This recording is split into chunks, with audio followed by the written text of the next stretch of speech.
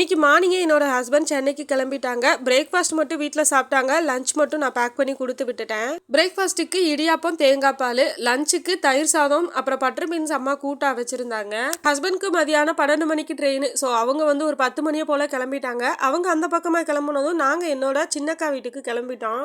ஷஷ்வந்த்க்கு 4 நாள் லீவுன்றனால சடனாக தான் கிளம்பணும். நாங்கள் சிங்காநல்லூர் ரீச் ஆகும்போது நைட்டு ஒரு 7 மணி இருக்கும். இறங்கினதுமே ஒரு டீ கடையில் போய் டீ மட்டும் சாப்பிட்டுட்டு அப்புறம் வந்து உக்கடம் பஸ் ஏறி அக்கா வீட்டுக்கு கிளம்பியாச்சு.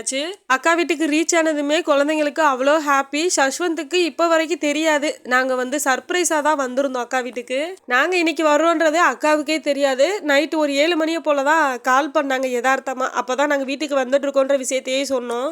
ஃபர்ஸ்ட் நம்பவே இல்லை, அப்புறமா தான் நம்பினாங்க. வீட்டுக்கு வந்ததுமே பார்த்தீங்கன்னா குழந்தைங்க அவ்வளோ ஹாப்பியாக இருந்தாங்க. அவங்கள பார்க்கும்போது அவ்வளோ சந்தோஷமா இருந்தது.